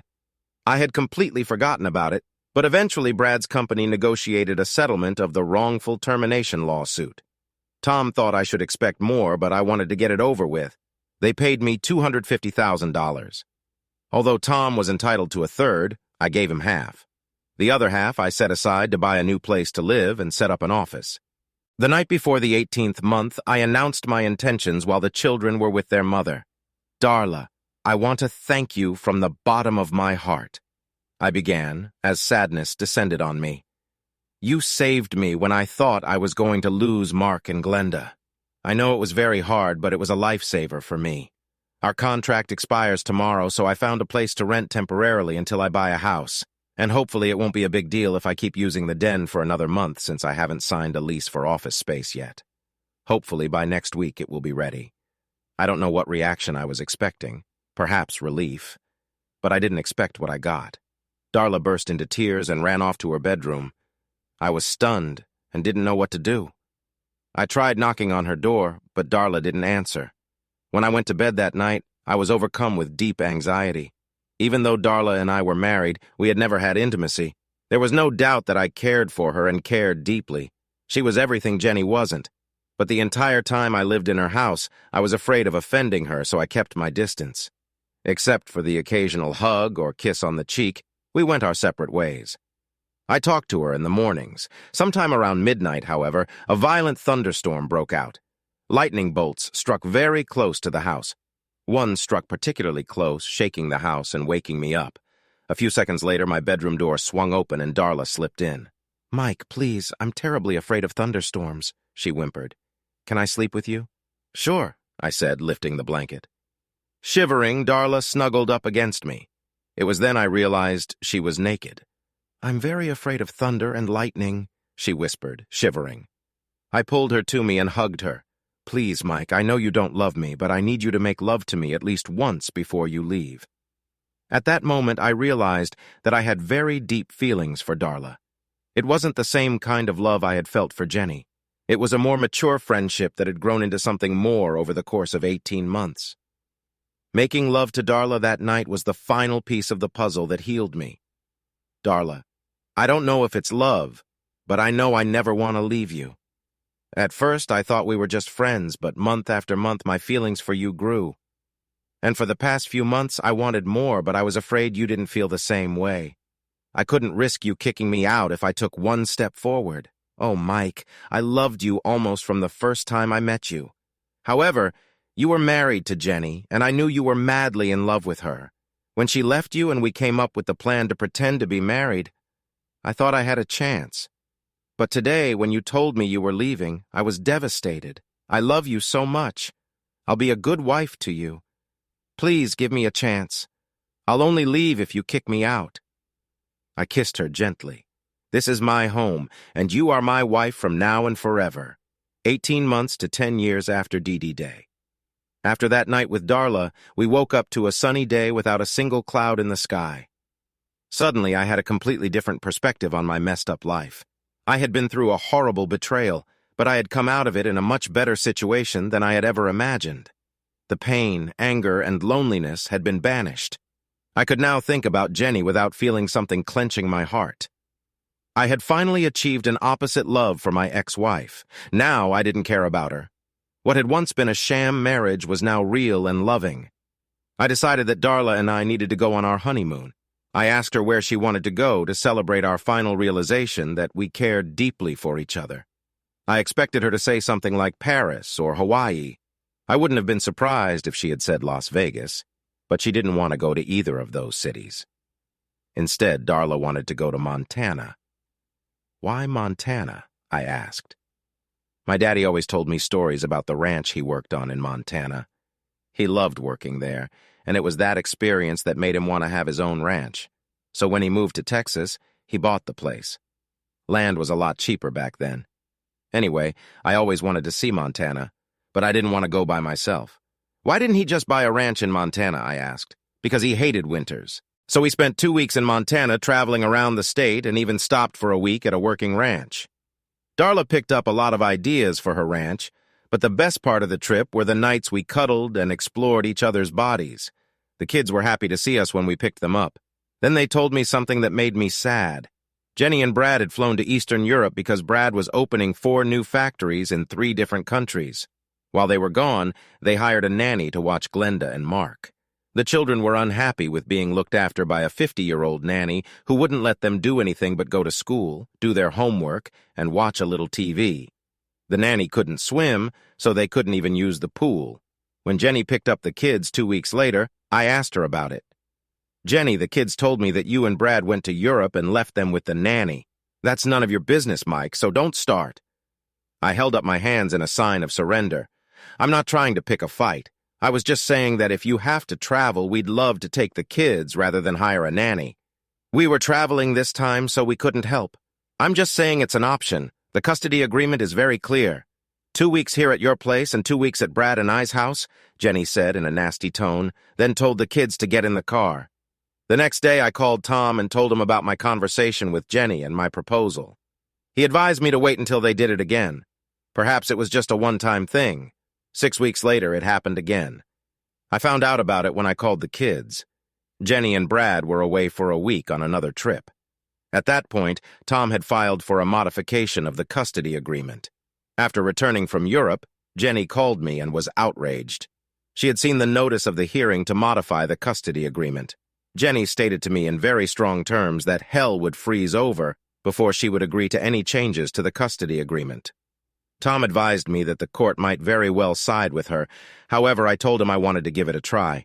Jenny's attorney, Mr. Silas, did not seem too pleased to find himself in court on this issue. I also found it odd that Brad wasn't there, just Jenny. "Your Honor, this is a waste of the court's time," Mr. Silas said. "The custody agreement has been successful for almost 2 years now. My client sees no reason to change anything." "Your Honor, we're only trying to do what's best for the children," Tom objected, and then laid out his arguments. "We understand that Mr. Coulson has to travel frequently, and it's only natural that he wants his wife to accompany him. All we are asking Mrs. Coulson to do is to allow the children to stay with their father while she is away. And if Mrs. Coulson returns before the 2 weeks are up, the children will be returned to her residence at her convenience. Mr. Silas, do you have anything to add?" The judge looked at him over his glasses. "The custody agreement is working, and Mrs. Coulson would prefer to leave it unchanged." The judge glanced across the 2 tables and back. "Okay, that's easy. Although I agree with Mr. Silas that this particular custody agreement seems to be working well, and I fully understand that Mrs. Coulson will be traveling with her husband on many of these trips. However, it makes no sense to deny the children the company of their father if the mother has to be away. Therefore, I grant Mr. Wilson's motion to modify the custody agreement in accordance with their proposal." I was stunned by the judge's quick decision, and even more surprised that he ruled in my favor. But when I saw the cloud of anger looming over Jenny, I knew a storm was coming. "Why are you such a pain in the ass?" Jenny asked me in the hallway after the hearing. "Jenny, I don't know what your problem is, but I'm sick of it. What's the problem? You're not around, so why can't the kids stay with me?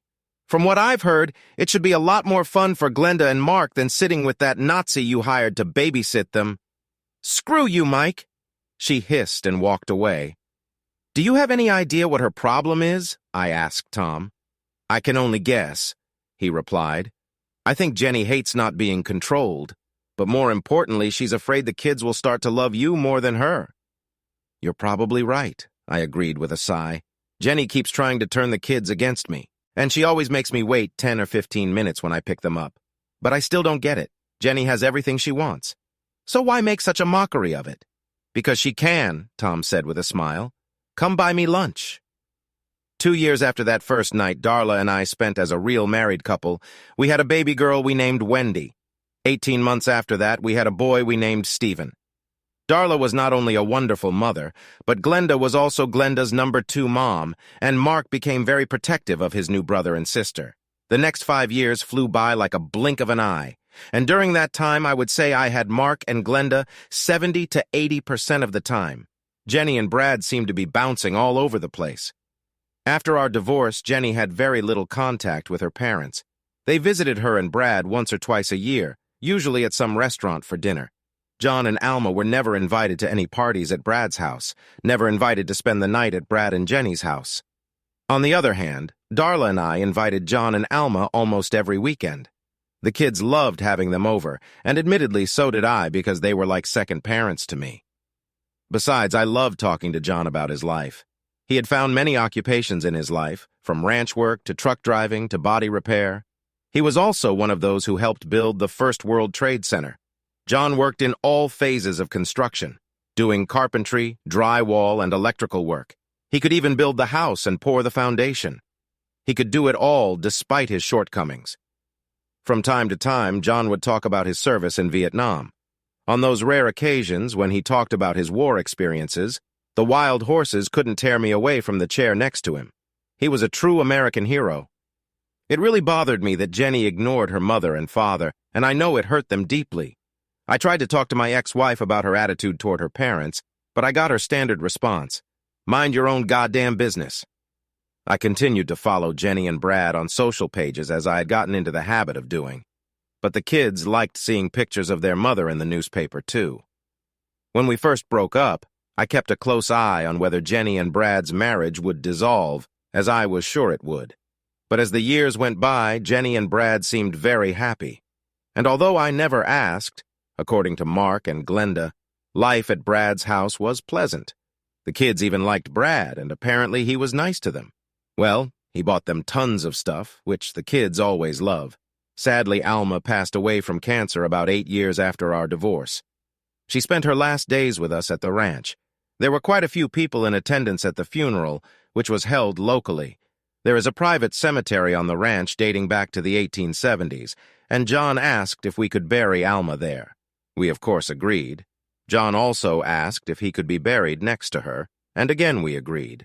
I wasn't sure if Jenny would actually come to the funeral, because she had only spoken to her father once since her mother's death. And that was when John called his daughter to inform her of her mother's passing. However, Jenny did show up with Brad. She was wearing a dark blue dress and sunglasses. I was a little surprised by Brad's appearance. His hair was starting to thin and gray. In addition, he had a hint of a pot belly. I figured he was spending too much time traveling, eating out, and not exercising enough. John got up to greet his daughter, and it was an awkward moment. They just stood there looking at each other for what seemed like an eternity until John pulled his daughter into a hug. At first, Jenny just stood there, but then she slowly embraced her father. Brad walked over to John and shook his hand, offering his condolences. Mark and Glenda, who had been crying, walked over and hugged their mother. Brad turned to me, nodded, and smirked. I think he expected me to flinch at his presence. Instead, I smiled, extended my hand, and shook it. When we tried to take a seat in the front pew, there wasn't enough room, so I suggested that Brad and I sit on the second pew.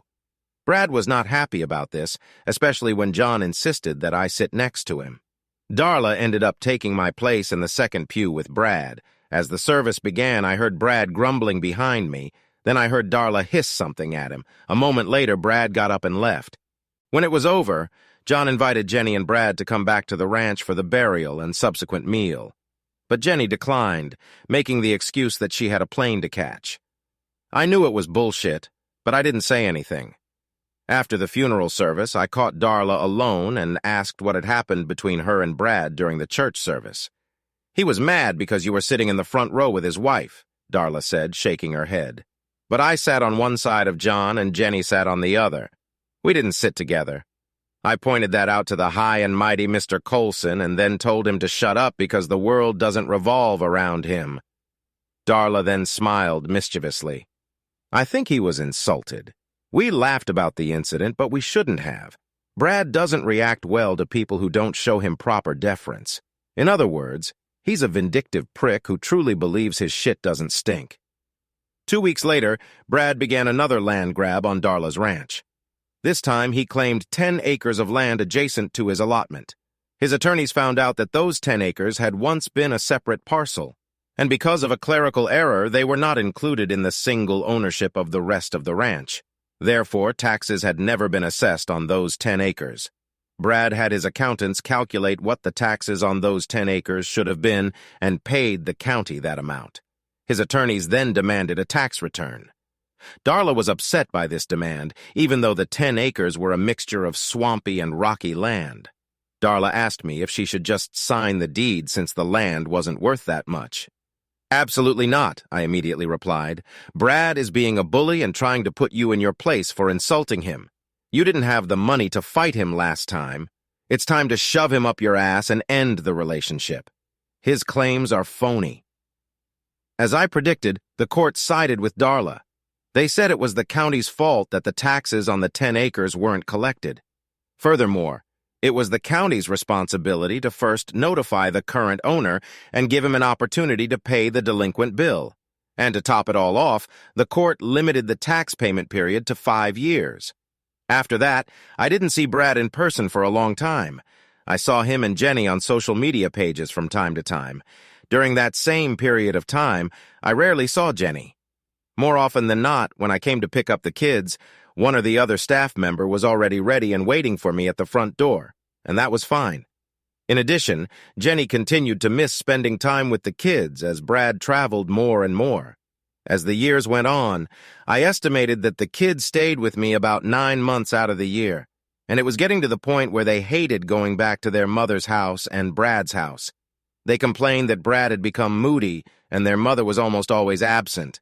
And then there was a scoop in the newspaper. Brad had filed for divorce from Jenny. It was a complete shock to me, and I couldn't understand why, and the kids were just as confused as I was. But a few weeks passed, and it was revealed that Brad had caught Jenny cheating with billionaire Thad DeMont. That explanation spoke for itself. Jenny was changing once again. Tad was not only richer than Brad, he was also considerably younger. Darla and I couldn't help but be amused by this turn of events. Shortly after Brad and Jenny's divorce was finalized, Jenny married Thad. To me, this was a wonderful thing.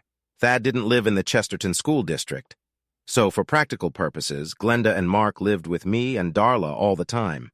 Shortly after Alma died, I convinced John to sell his house and move in with us. And since John knew all about construction, Darla hired him to do renovations on the ranch. Then Darla and I decided to expand the house to make a dining room for the ranch workers and expand my bookkeeping. This caused another fight with Brad. He fought to have our building permit denied. In the end, we got the permit because we had great rights of way. John took charge of the new construction and did about 85% of the work himself. It was a little over a year after Thad and Jenny's wedding, and Jenny filed for divorce. There were rumors that Jenny had caught Thad cheating on her with an 18-year-old girl. Then there was another rumor that I later found out was true. Thad only married Jenny because he didn't like Brad and decided to take his wife away from him. Talk about karma. Now I get up every morning and thank God for all the blessings he has bestowed upon me. From 10 years to 30 years after DD Day, the years went by and we had our ups and downs in one terrible tragedy. Mark was in a car accident that could have killed him. However, he was lucky. He suffered a broken leg and wrist, as well as bruises, scrapes, and cuts. John suffered a mild stroke that left him slightly paralyzed on his left side. Physical therapy helped him, and he now walks with only a slight limp. Darla never seems to get sick. She told me she doesn't have time to be sick with 4 kids, the ranch, and me. I, on the other hand, have been very lucky. I hadn't been feeling well for weeks. I had no energy and was plagued by headaches and nausea. I kept brushing it off until one day Darla took my hand and dragged me to the doctor's office. After a bunch of tests, they determined that I had one artery so badly clogged that I was about to have a heart attack. I was operated on and had a triple bypass. After the surgery, even though I was still in a hospital bed, I couldn't believe how much better I felt. If you're wondering if I ever thought about going back to Jenny after she became single, the answer is hell no. The thought hadn't crossed my mind until Darla mentioned it. One night, after dinner as we were watching TV, the thought crossed my mind. Darla asked me, Have you ever thought about getting back together with Jenny? Darla tried to make it sound casual, but I could see the fear in her eyes. One day I saw an old man sitting in the waiting room, and I went to see what I could do to help him.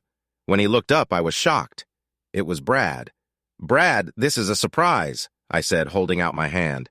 Brad took my hand and shook it weakly. He looked unimpressed, but before I could say anything, he spoke. "You won," he said sadly. "I won what?" I asked in confusion.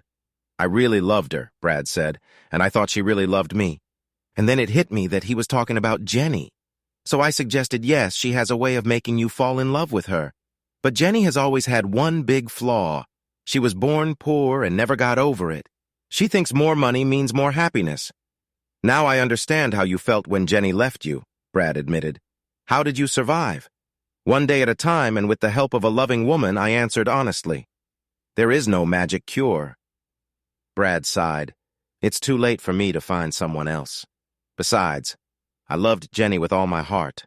But that's not why I'm here. I'm here because I have stage 4 cancer and I wanted to apologize to you. I knew it was wrong to pursue a married woman, but I just fell in love with Jenny. I hope that someday you can forgive me."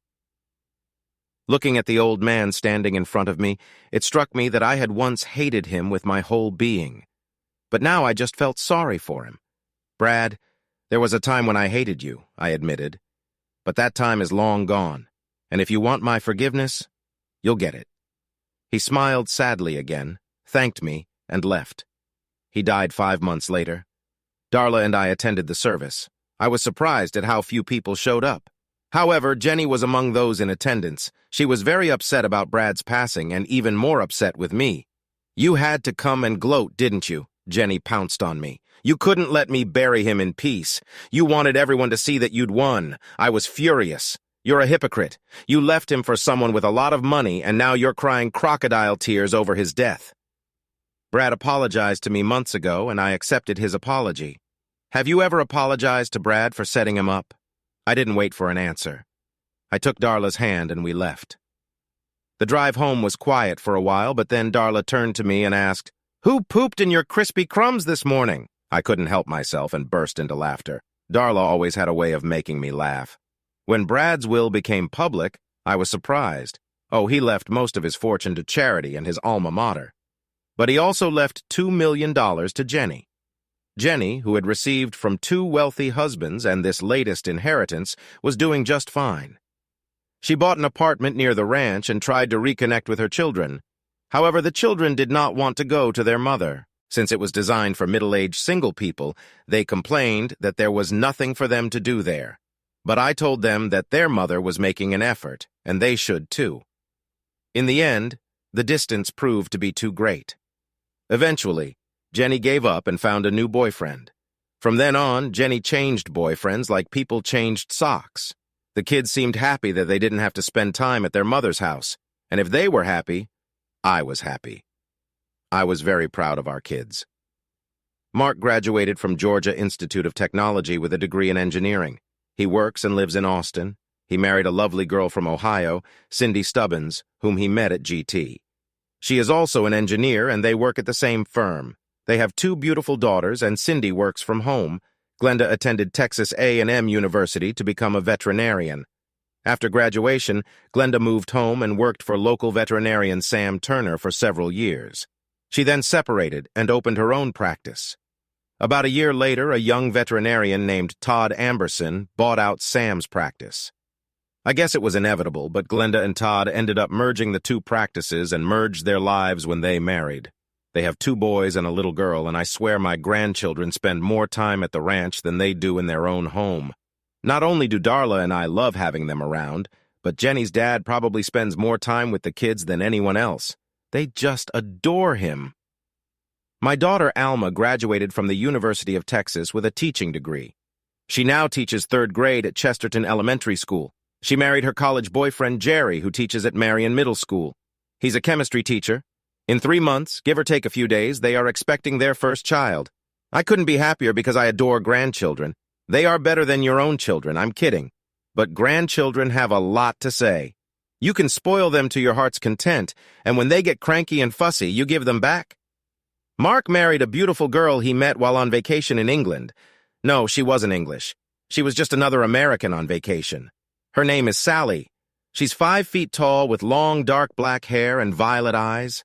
It is her by saying she's a mini Elizabeth Taylor. They have 3 children, 2 boys and a girl, and we just found out she's pregnant with a 4th. It amazes me that Sally has no problem carrying these children, being as small as she is. The years continued to rush by, and before I knew it, Darla and I celebrated our 30th wedding anniversary. For the past few years, I have rarely seen Jenny. The kids have occasional contact with their mother, but they rarely see her. From what they tell me, time has begun to catch up with their mom, as it has with all of us. She's no longer the hot commodity she used to be, and apparently she hasn't had a boyfriend in years. Jenny called her dad once every 2 months or so. He was approaching 90, but he still moved around fine and was still as alert as a glass. Conversations between father and daughter were always pretty short, and John always remained a little depressed. When I once asked him why he didn't talk to Jenny longer, he admitted that he just didn't know what to say to her. I felt sad for John. Another Christmas was fast approaching, and I headed to the mall for some Christmas shopping. I have long ago admitted that I'm absolutely terrible at picking out gifts, so I just find out what stores my family likes to shop at. Then I go there and buy gift cards. I know it sounds so lame, but that way I can never buy the wrong thing, size or color, and so far I haven't gotten a single complaint. Anyway, I had just bought my last card and I was hungry, so I headed to the food court to order a Chick-fil-A sandwich and a lemonade. I was just about to take my first bite when I recognized the woman sitting 2 tables away from me. It was Jenny. She sat alone and watched the people passing by. She was especially interested in the families that filled the mall. Jenny was no longer the beauty I'd married. She had gained about 15 pounds and had a few wrinkles. Even from where I was sitting, the age spots on her arms were visible. Still, she was attractive for her age, but it was the loneliness in her eyes that caught my attention. I decided I wasn't going to hesitate and go sit with her. "Hey, mind if I join you?" I asked, placing my sandwich and drink on the table. "What do you want?" snapped Jenny. I was surprised by her hostility. It took me a moment to realize it, but then I picked up my sandwich and drink. "I don't need anything, I just wanted to say hi. Look, I'm sorry for bothering you. I don't want to start a fight, so I'll just find another table." A look of pain appeared on Jenny's face, and she flinched slightly. "No, I'm really sorry. The holidays seem to bring out the worst in me. Please have a seat. I want to have some company. What brings you to the mall? Christmas shopping?" I asked, taking a bite out of my chicken sandwich. "Mike, I haven't done any Christmas shopping since Brad and I got divorced. Now I just send checks. And the kids really appreciate them, especially the ones for the grandkids. They put that money into college funds." "I know," Jenny replied as she watched a young couple wheel a baby stroller past. "They tell me about it in thank you notes. So back to the original question. What brought you to the mall? As I recall, you didn't really care about shopping in general. If you needed something, you went to the store, bought it, and went home. I just wanted to be around people," Jenny replied absent-mindedly, watching a young couple who were trying to get their 3 children around the table. "Everyone in my house is separated for the vacations. And what are you going to do for Christmas? You're not going to sit in your apartment alone, are you?" "Of course not," Jenny replied. "I have reservations at Chez Francesca, and then I plan to watch the new movie with Tom Hanks." "No, you're not going to do that," I said, finishing my sandwich. "You're coming to the ranch for Christmas. Your kids and grandkids will be there, and your dad's going to be there too. It'll be fun." "I can't do that," Jenny protested. "I'll be an inconvenience to everyone." "Nonsense," I said, picking up my trash. "It's settled that you're coming." Then, as I was leaving, I looked back and said, "If you want to see the grandchildren open their presents, you'd better be there by 7 in the morning, but come whenever you want. Dinner will be served at 3. Darla wasn't too pleased when I told her Jenny could come for Christmas. "Why did you invite her?" she asked with jealousy and uncertainty flashing in her eyes. I quickly pulled my wife into a hug and kissed her. "Is it my wife who's jealous? Stop it, Mike. I'm serious." Darla's eyes were blazing now. She's going to make everyone feel awkward. That's what Jenny said when she tried to get out of it. But I couldn't let her spend the day alone in my apartment. "What's up with Jenny?" asked John, entering the room. I invited Jenny to join us for Christmas. I said to the man I considered my second father, and she said she was coming. John's eyes lit up, and I could see that Darla had noticed it too. Not exactly, I explained. Jenny tried to excuse herself because she felt it would make everyone uncomfortable, but I didn't take no for an answer. Whether she comes or not is still up to her. The light of happiness in John's eyes faded, but it was quickly replaced by a look of hope. On Christmas Day, Jenny didn't come to watch the grandchildren open presents, nor did she show up for dinner at 3 o'clock. By then, I had already realized she wasn't coming, and apparently John thought the same. He looked downcast and sat quietly by himself. I felt sorry for him and eventually sent my youngest granddaughter, Christy, who was 4 years old, to him to play her game. As I knew he would, he was soon sitting on the floor playing Candyland. Around 5:30, I was surprised to hear the front doorbell ring. Opening the door, I was surprised to find Jenny. She was dressed as if she was going out to dinner. "Hi," I said kindly. "I was beginning to lose hope for you." "I still think it might be a mistake," she said with uncertainty in her eyes. "No, not at all," I assured her. "You missed dinner, but we're going to serve dessert pretty soon. But if you want to eat something, I can heat up a plate of leftovers for you." "No dessert sounds lovely," Jenny said as I walked her inside. "Hey guys and gals," I addressed everyone in the family room. "Look who I found. Jenny's here for dessert." The grandkids pounced on her with the whole pack. They were picking teams for some game, and they all wanted Jenny to be on their team. Mark and Glenda came over and hugged and kissed their mom and wished her a Merry Christmas. In fact, all the kids hugged her. However, to my surprise, Darla also hugged and kissed Jenny. The evening went very pleasantly. Jenny was very nervous at first and seemed to weigh everything she was told, but when she finally realized that she was the only one who was uncomfortable, she began to relax. It was touching to see Jenny and her father sitting together, talking and laughing. All in all, it was a very enjoyable Christmas. Although Jenny had calmed down since her arrival, it was obvious that she was still unsure about being in Darla and I's house. And I have to admit, I did study Jenny from time to time. She was still an attractive woman, but I was amazed that I had no feelings for her other than the fact that she was the mother of my 2 children. After the grandchildren had settled down, their parents decided to use the hot tub. Since it was 34 degrees outside, it was of no interest to Darla, Jenny, or me. John decided to give it a try, but came back after a few minutes saying that you'd have to be crazy to sit in a tub, even if it was heated at a temperature below 30. Anyway, I got us all drinks and we sat down around the fireplace with the Christmas tree blinking away. For 15 minutes, we sat in silence, watching the flames dancing around the logs. At one point, I noticed tears streaming down Jenny's face.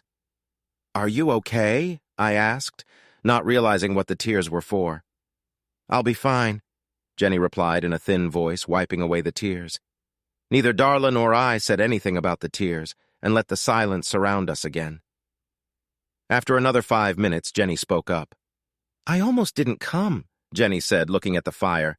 "I was afraid I'd find out what I already pretty much knew. I made a big mess of my life." "Oh, I think you're being too hard on yourself," Darla marveled. "I saw pictures of you and Brad, and it was clear you loved him. And I'd say the same thing about that. Neither marriage worked out, but 50% of all marriages end in divorce anyway. Oh, I did love Brad at first, though I still loved you, Mike. But as money and power, I loved more. We were good together for years, but I let him separate me from my children, and since he was 15 years older than me, age began to catch up with him. He started having health problems, which affected his abilities in bed. He became frustrated and angry. I started cheating on Brad about 6 months before I started dating Thad. I saw the same pain and hatred in Brad's eyes that I saw in yours, Mike.